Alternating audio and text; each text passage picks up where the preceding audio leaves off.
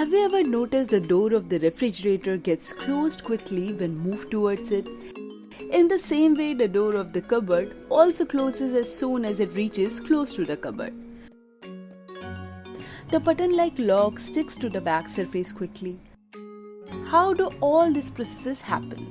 The answer is the application of magnets. All these items have a magnet which attracts the magnetic material or magnet attached to the door or the bag. We have been seeing magnets since childhood. But what is a magnet? Why do they attract some particular metals? Why does this happen? In today's video, we'll answer some of the similar questions related to magnets. Magnets are usually iron metal oxides that attract certain metals such as iron, cobalt, and nickel. Magnet has two poles, the north and the south. There are three types of magnets we see: bar magnet, horseshoe magnet, and ring magnet. Bar magnet is in the form of a bar having north and south poles at the extreme corners. Horseshoe magnet looks like a horseshoe only. Similarly, the shape of a ring magnet is like the shape of a ring. Magnetic field and field lines. If two bar magnets are taken, it is seen that the north pole of one attracts the south pole of the other, and the like poles of both the magnets repel each other. We know that the magnets attracts iron but not wood. After seeing these attractions and repulsion, it would be fair to say that something is happening around the magnet that our eyes cannot see. To understand this, let's perform an activity. To perform this activity, we need a bar magnet, iron fillings, and a white sheet.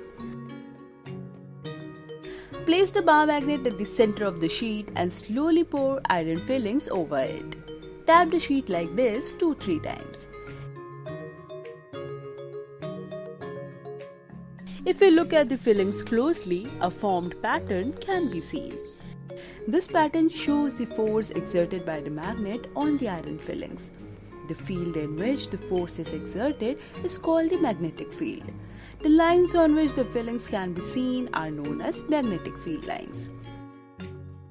If we carefully observe the iron fillings, then we will find that at one place they are collected very closely and at other places very less. The collection of iron fillings represents the strength or weakness of magnetic field lines. According to the convention, the direction of field lines is taken from the north to south. Inside the magnet, it is taken from south to north. So today we got to know about magnetic field, which we can't see with our naked eyes. Besides that, we learnt about the field lines too. I hope whenever you see any magnet attracting any magnetic material, then you will keep the magnetic field in your mind. And will definitely spread the word with those who don't know about it.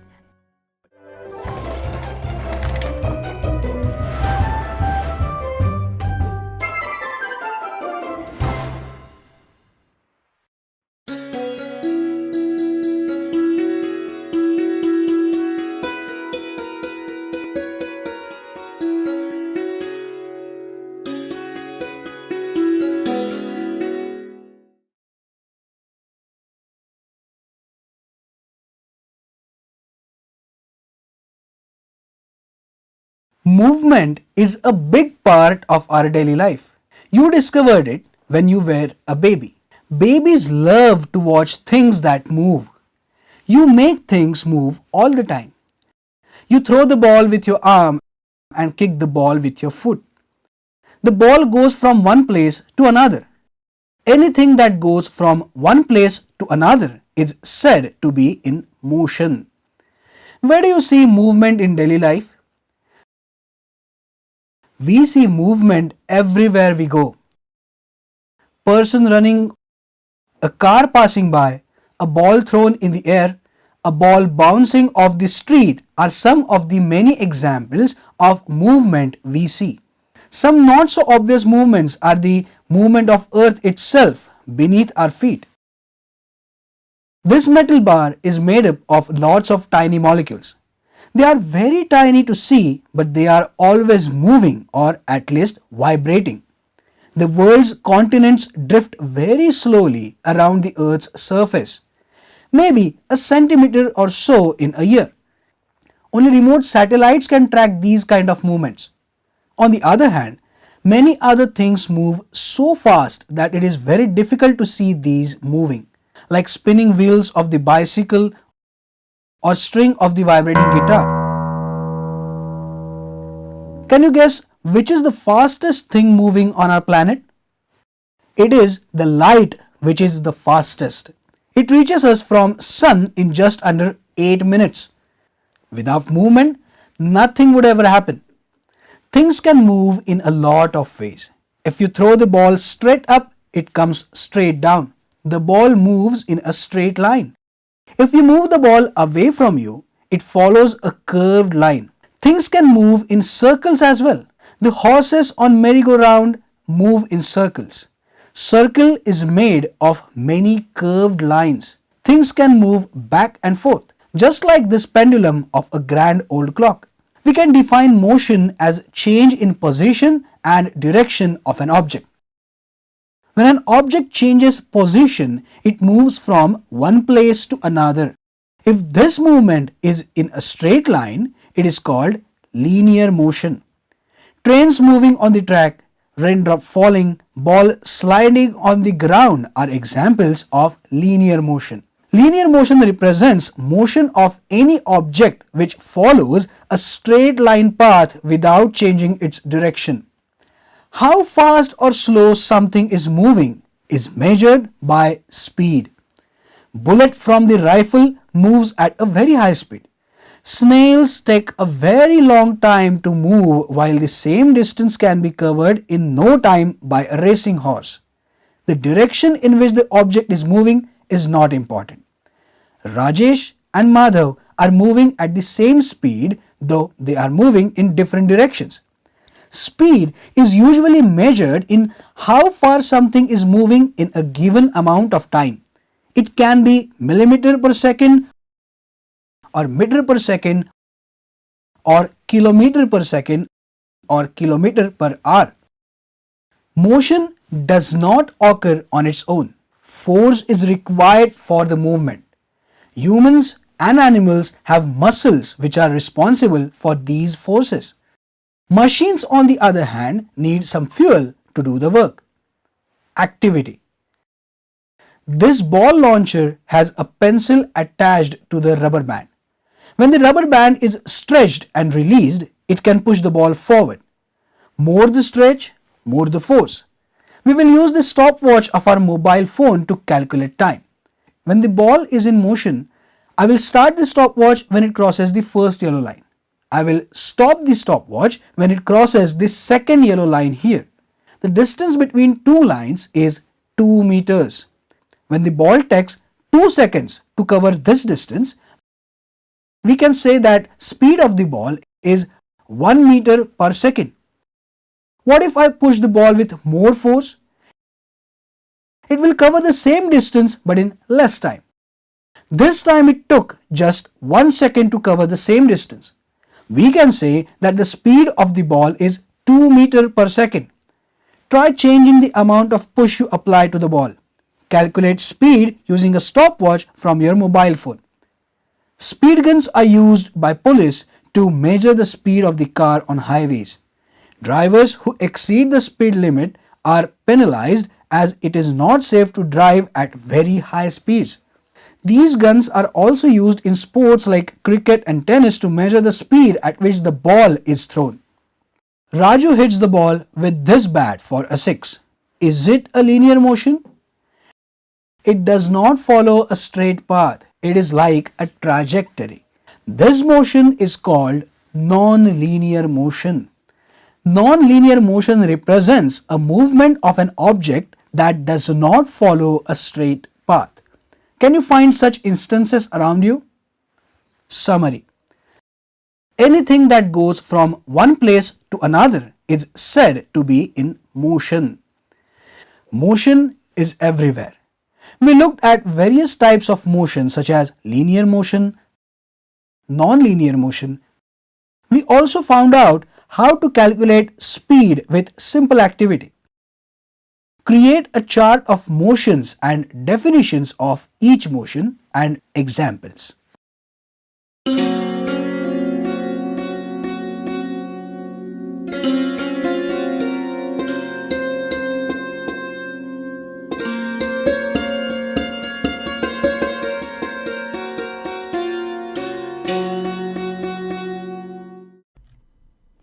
Now we can take a look at pendulum simple harmonic motion. And we're going to take the case of a simple pendulum. Now over here I've got a simple pendulum animation going. And there's a couple of properties that need to be in place for us to be a simple pendulum. One is it must be a thin string, meaning it's not a lot of mass in that string, not a lot of inertia. But the length of the string matters, and I can either use the symbol of little l or big L to represent the length of that string. You'll see both of those in different textbooks. There's got to be a mass out on the end of that string, and I'm going to give it the symbol of M. And the last thing is it has to be a small amplitude. Well, what does that mean? Well, imagine I take my pendulum here and I draw an imaginary line straight down. And so I'm watching it oscillate back and forth to one side and then the other. The amplitude is sort of the angular measurement of how far angle-wise it goes from one side to the other. And that needs to be a small angle. Now, we know to have simple harmonic motion, we have to have a restoring force. So if I look at the forces on the pendulum, which are tangent to the path, and I look at the angular acceleration, I end up finding that the angular acceleration is approximately equal to minus g over L theta. I'm not showing you in this particular video how we came up with that equation. Now, this approximation here is a pretty good approximation for small angles. That's why our simple pendulum had to have a small amplitude. And by small angles, we really mean something which is less than about 0.2 radians, which is about 10 degrees, just to give you a feel for that. Now, looking at this equation, I've got my acceleration and my position. In this case, it's angular acceleration and angular position. I've got gravity as my g, my length, which is my L, and those things are constants for a particular problem. And I've got a negative sign in there, and we have to have that negative sign for it to be a restoring force. So this is of the form of the restoring force we need for simple harmonic motion. Now, since we know it's simple harmonic motion, it's going to oscillate with an equation similar to our general one, although we have a few differences in here. My position is not x anymore, it's the angular position theta. I've still got it being a function of the variable time. Now, instead of having a capital A, I'm using my theta max to represent my angular amplitude. But I still have an angular frequency and a phase, just like my general equation. Now, in terms of my pendulum's omega value, or its angular frequency, because this was my equation for the acceleration, remember that the negative sign out front tells me it's a restoring one. I needed to have some problem-specific constants, and in this case it's g over L. So my omega squared for this particular problem is g over L. Or I could write that as omega is the square root of g over L. Now remember that omega is the angular frequency, my g is gravity, and L is the length. So for any particular pendulum, once you decide whether it's on Earth or the moon or wherever it is, you know your gravity value. Once you set the length of that pendulum, that means the angular frequency is set by those objects. So now we can talk about the pendulum period. Remember that the period is related to the angular frequency by 2 pi over omega. And since my omega was the square root of g over L, that means I could represent my period as 2 pi the square root of L over G. Because my omega was on the bottom, it flips my fraction. That means a longer length is going to result in a longer period. And if I could somehow alter the gravity, that would also alter the period of the pendulum. So that's a pendulum operating in simple harmonic motion. Just a brief introduction to the simple one.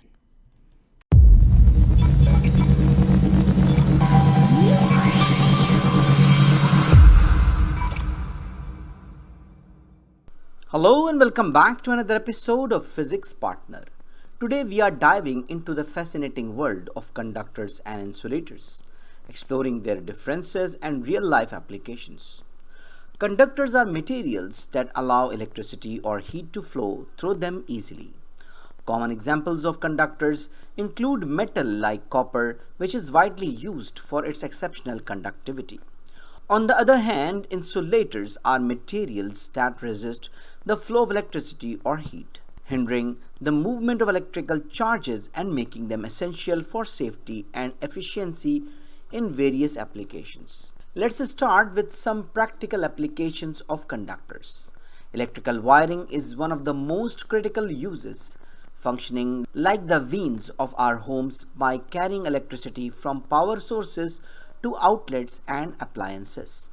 Conductors such as copper and aluminum are proper choice for wiring because they allow for efficient electricity transmission while minimizing the risk of overheating and potential fires. In addition to wiring, conductors are found in various electronic devices like smartphones and laptops, where material like copper and gold form the intricate pathways that carry electrical signals, enabling fast and reliable performance. Another significant application of conductors is found in cooking utensils. Metals are excellent heat conductors, which means they heat up quickly and distribute the heat evenly across their surfaces. This ensures that our food cooks uniformly in pots and pans. For instance, when you heat a metal fry pan, the heat is rapidly transferred from the stove to the bottom of the pan, allowing efficient cooking. In addition, let's consider lightning rods, which are made from conductive materials like copper or aluminum. These rods are installed on rooftops to protect buildings from lightning strikes by providing a safe path for electricity to travel to the ground, thus preventing fires and electrical damages. Now let's shift our focus to insulators. One common application of insulators is home insulation. They are crucial in maintaining comfortable indoor temperatures, trapping heat in winter and keep it out during summer. Insulating materials like fiberglass, foam, and cellulose are specifically designed to reduce heat transfer, making our homes more energy efficient and reducing heating and cooling bills. In cooking, insulators play an important role as well. For instance, the handles of pots and pans are often made from materials that do not conduct heat well, ensuring that they remain cool to the touch and are safe to handle while cooking. Additionally, electrical insulations on wires uses materials that protect users from electrical shocks by preventing the flow of electrical current beyond its intended path.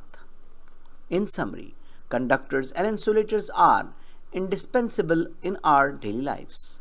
Conductors powers our home, enable our favorite electronic devices, assist in cooking, and even protect us from lightning, while insulators keep our living spaces comfortable and safe. So I think it's enough for today. So thank you very much for listening and watching. I hope you enjoyed the video. I hope this video is useful for you. So take care of yourself and don't hesitate to write an email if you have any question, query, suggestion, and even classes are required. Take care of yourself meanwhile. See you in the next video. Goodbye.